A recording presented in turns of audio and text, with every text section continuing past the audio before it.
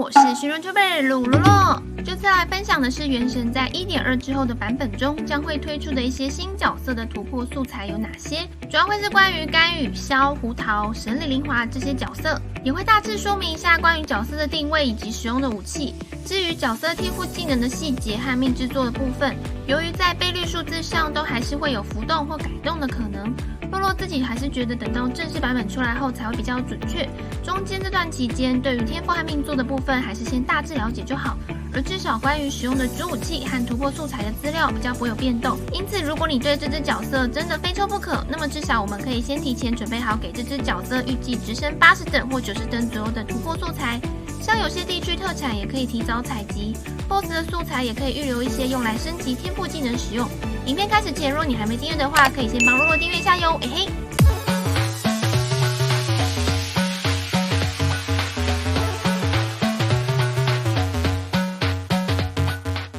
是冰元素且使用弓箭的角色，就目前的角色定位大致上可以算是兵系主 C 或是副 C， 因此可以装备一些较符合输出项的弓箭武器来给甘雨。而甘雨的主要天赋技能特色是在于普攻时蓄力攻击可以造成冰元素伤害，命中敌人后可以再形成一个冰元素的爆炸性范围伤害。一技能可以产生一朵具备嘲讽效果但不会攻击的冰花，一边吸引敌人火力之外，只要在花的生命值归0后就会爆炸形成范围性冰元素伤害。大招可以召唤一个大冰球，大冰球存在期间将会持续对在范围内的敌人造成冰元素范围伤害。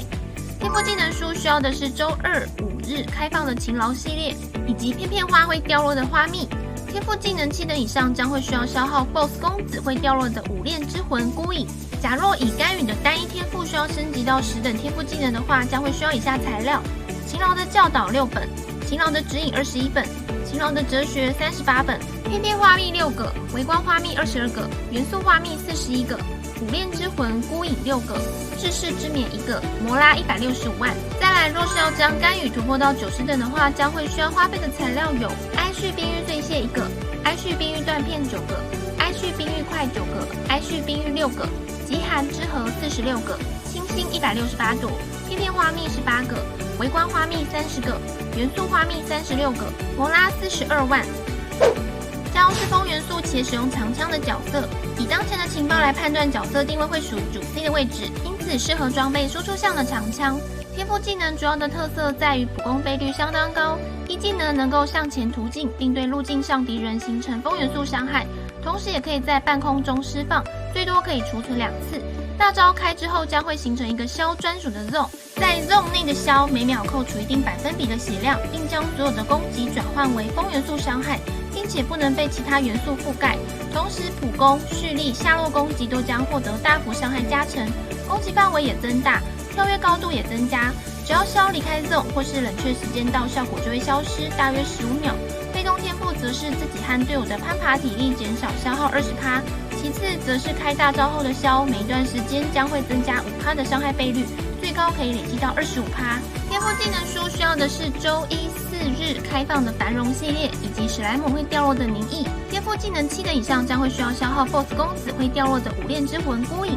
假若以萧的单一天赋需要升级到10等天赋技能的话，将会需要以下材料：繁荣的教导6个，繁荣的指引21个，繁荣的哲学38个，史莱姆灵异6个，史莱姆清22个，史莱姆原浆41个，五炼之魂孤影6个，治世之冕1个，摩拉165万。再来，若是要将萧突破到90等的话，将会需要花费的材料有自在松石碎屑1个，自在松石断片9个，自在松石块9个，自在松石6个，未熟之玉46个，清新168朵，史莱姆灵异18个，史莱姆清30个，史莱姆原浆36个，摩拉42万。其中这边补充说明一下关于一个新的突破素材未熟之玉，应该会是在 1.3 版本推出的一个新的周回 BOSS， 简单来说就是右岩龙蜥的爸爸之类的，名称不确定是否叫做古岩龙蜥，将会掉落的素材是未熟之玉，以上资料都不算太确定，因此看看就好，但目前应该会是萧和胡桃的突破材料之一。